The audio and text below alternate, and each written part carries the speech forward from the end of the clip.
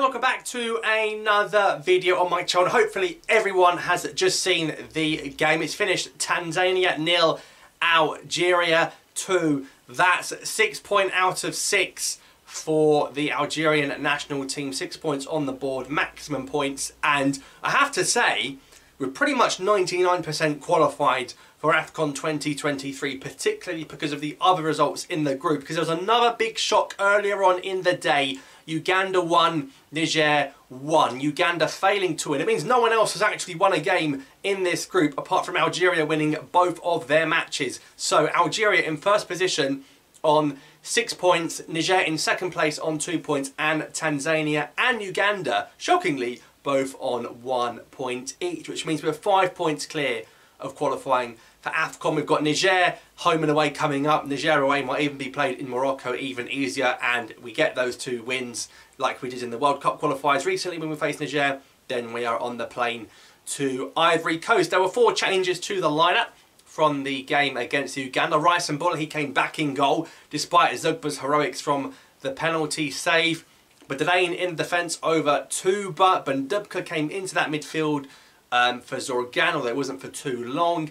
And in the attacking areas, Amoura got that start ahead of Rashid Gazelle. Now I have to say, when I saw that lineup, I could understand it. In terms of the away games and the physicality and the heat, you want Badane and Bendubka in there, breaking up that play. You know, they're more physical players. If you've got Zarouki in there, not as physical, you need someone like Bendubka alongside him. That might be another reason why Amoura was kept on until a little bit later, because he's very short, bless him, and he's not the most physical. But when the counter-attacking space is open, that's when you throw on Amoura to exploit those areas. So interesting team selection, and of course we kept a clean sheet in the game, even though we changed the defence around a little bit with Badane coming in and another goalkeeper coming in.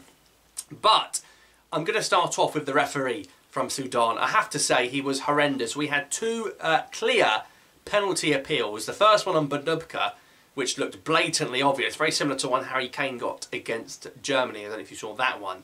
And ultimately Bendubka had to come off for Zorgan because of that penalty appeal that wasn't given. That proves the lad didn't dive. And then the second one from Murray Bensebaini, it's a stonewall penalty.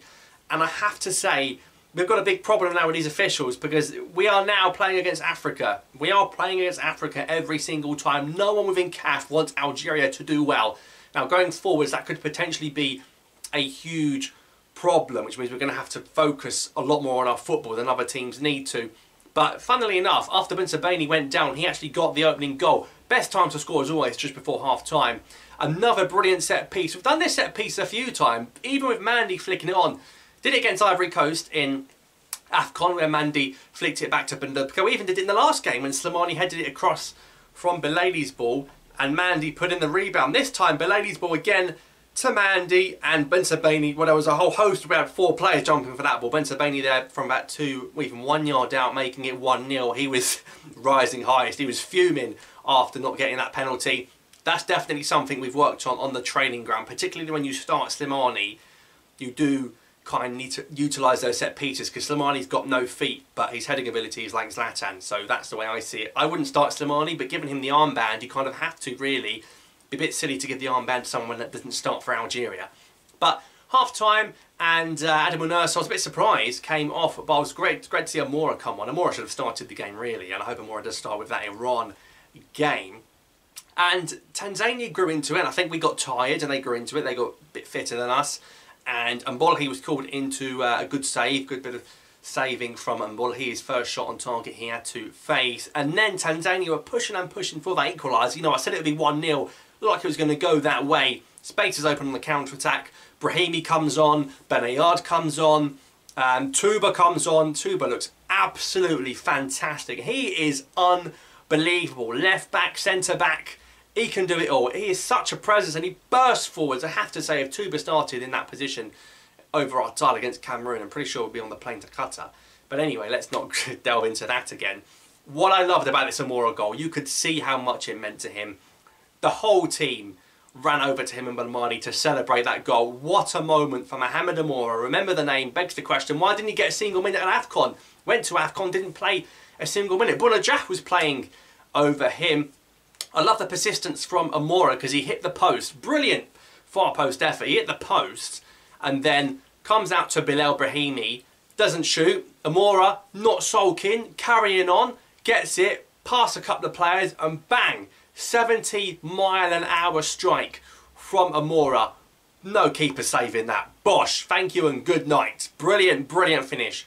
Hopefully the first of many for Amoura in an Algeria shirt. We have definitely found some new players for this team with the recent games with Touba and Amoura. Finally getting to see them get a real chance. I have to say though, in midfield we do look a little bit light. I think the midfield might be our weak point going forwards.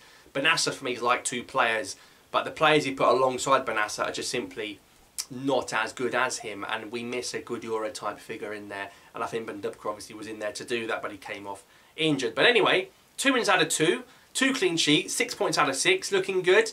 What do you guys think of the game? Let me know in the comments down below. I do think we need to stop playing Slimani in this team. I think he does hold a lot of the more youthful, pacier players back, and he can't really play with his feet. But brilliant result for Algeria. Subscribe for more, and I'll see you next time.